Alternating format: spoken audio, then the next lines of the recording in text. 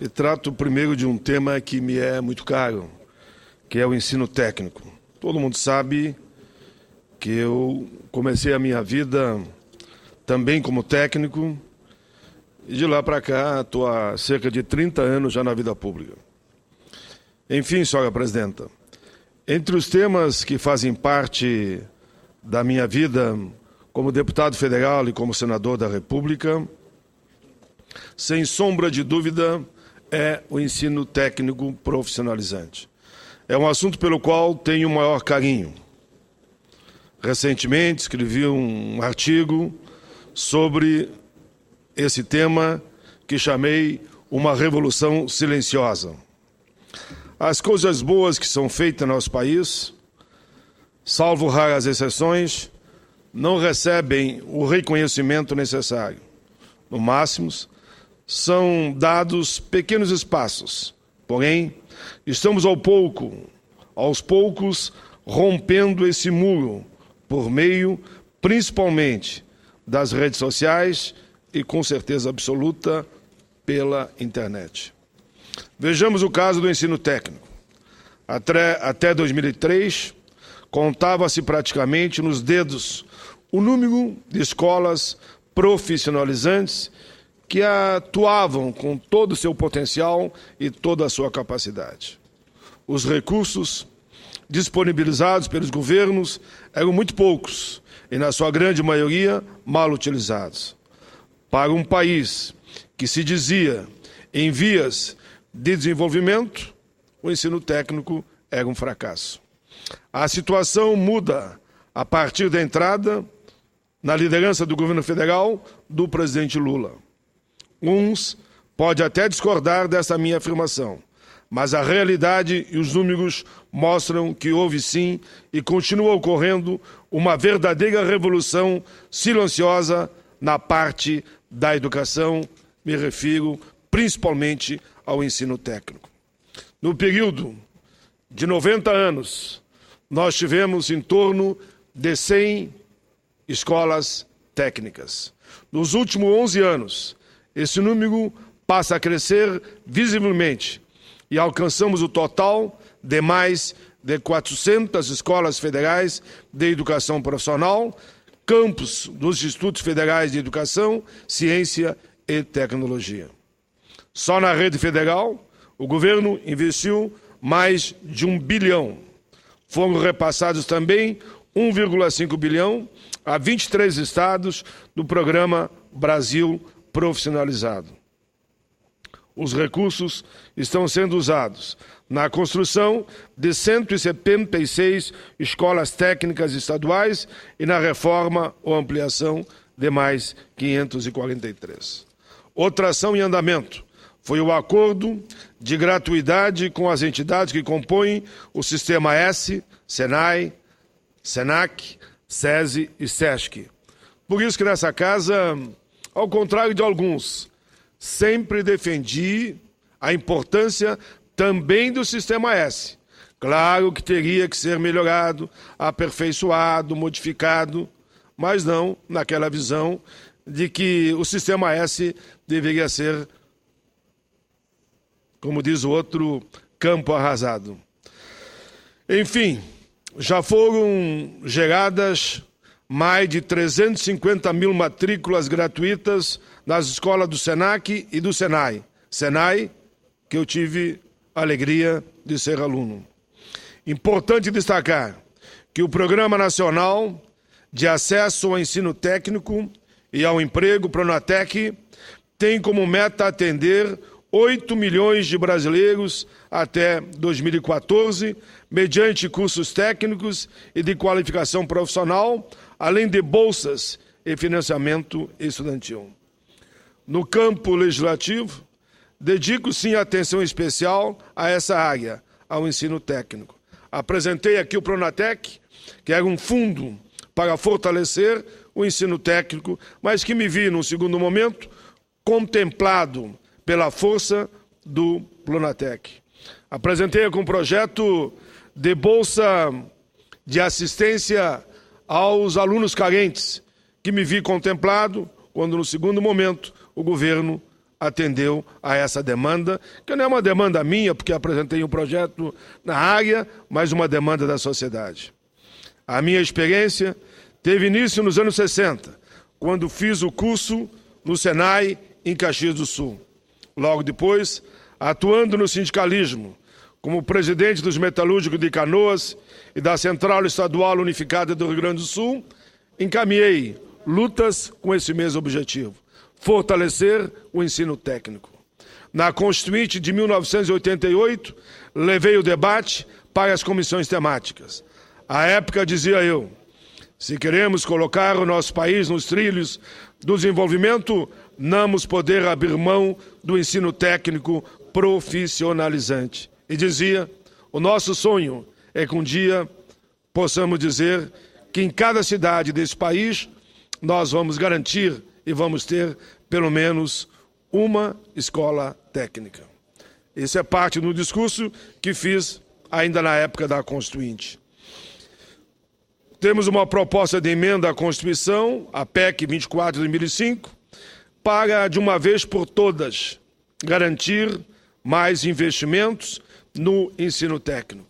A ideia é que o Fundep receba 2% da arrecadação dos impostos sobre a renda dos impostos sobre produtos industrializados IPI, além de 3% da arrecadação do Programa de Integração Social PIS e do Programa de Formação do Patrimônio do Servidor. O Fundep é uma proposta ousada que, para mim, veio ser contemplada com o próprio Pronatec, repito aqui, cuja intenção é aumentar ainda mais o número de matrículas em cursos profissionais de nível médio, expandir significativamente os cursos de menor duração destinados à formação continuada dos trabalhadores. É claro que precisamos fazer muito mais. Eu sempre digo, fizemos muito, mas há muito ainda por fazer. Cada um de nós tem um pouquinho da responsabilidade em manter aquilo que eu chamo essa revolução viva e comprometida com a nossa gente e o nosso país, pois, como disse para mim um amigo, o fácil fizemos ontem, o difícil realizamos hoje e o impossível alcançaremos no amanhã. Senhora Presidenta, concluindo a minha fala nos últimos 3 minutos, eu quero dizer que participei ativamente lá no Rio Grande, numa discussão que hoje avança para um abaixo-assinados, buscando mais de 1 milhão de assinaturas, do chamado movimento pela implantação da Universidade Federal do Vale do Rio Grande do Sul, a Univales. Esse movimento teve origem na cidade de Novo Hamburgo, na região metropolitana da Grande Porto Alegre, Vale dos Sinos, e cidade que é uma cidade pujante, onde ali circulam trabalhadores de todas as áreas, mas principalmente da área do calçado, do vestuário e da área da metalurgia. Recebi dos líderes dessa região documento expondo os motivos da importância da implantação da Univales, que me foi entregue pelo professor Pedro Roque Gil, representando a Comissão Executiva do Movimento Univales, por Marco Bock, coordenador do Fórum Pensando Novo Hamburgo e o Vale, e pela arquiteta urbanista Rosana Optis, lá do Rio Grande do Sul.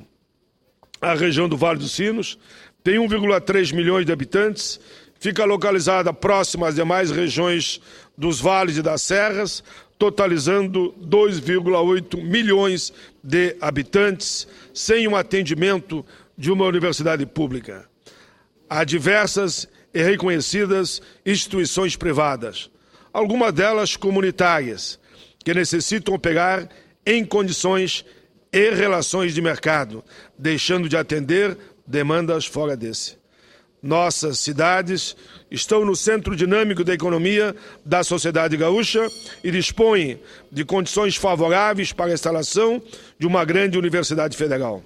Esse é um anseio antigo dos empresários, dos trabalhadores, do movimento sindical, das comunidades, das prefeituras, Câmara de Vereadores, Tenho apoio de instituições de ensino como a Fundação Escola Técnica Liberato, que eu tive a alegria de diversas vezes visitar, de lideranças políticas de todos os partidos, dos movimentos sociais e comunitários e também da Assembleia Legislativa do Rio Grande do Sul e do próprio governador Tarso Genro.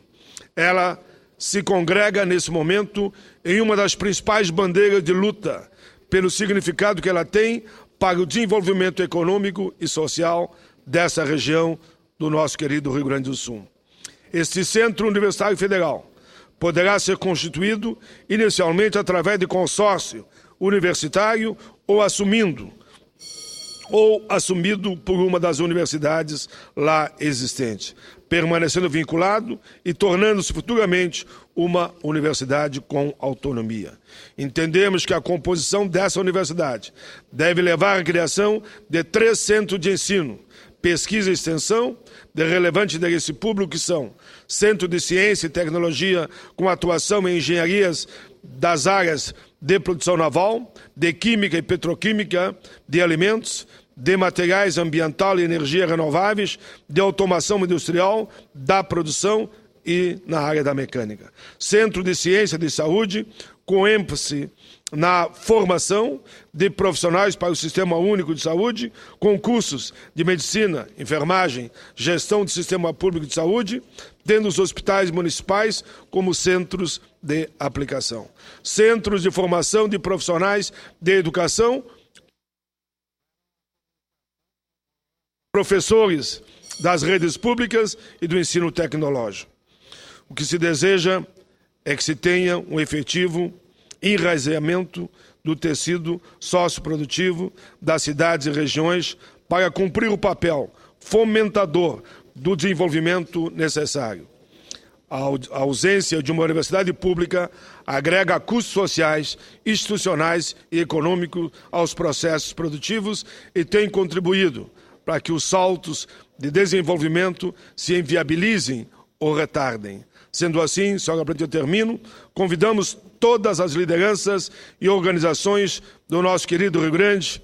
Tenho certeza que estarão todos os senadores, todos os deputados, prefeitos, vereadores, governadores, nesse movimento. Eu fiquei de marcar uma reunião com todas essas lideranças, com o nosso querido amigo ministro Henrique Paim. Audiência que já solicitou. A presidenta, assim eu terminei o meu pronunciamento. Agradeço a tolerância de Vossa Excelência. Considere na íntegra os 2 pronunciamentos. Agradeço o senador Paulo Paim, a quem eu convido para assumir a presidência dessa sessão. Presidente, permita que eu possa responder aqui. Em um segundo, eu tinha agora, às 15 horas, uma audiência no Ministério da Defesa, onde eles vão receber, com a minha presença, diversas organizações ligadas às Forças Armadas. E eu achei muito interessante, a respeito ele, que disseram: Paim, 3 horas em ponto aqui. E esse é o compromisso que eu tenho. Tenho 10 minutos para chegar lá. Tá certo. Essa pontualidade eu acho corretíssima. E Vossa Excelência sempre contribuiu muito para essa casa, presidindo sessões. Mas voltarei para cá, 16 horas.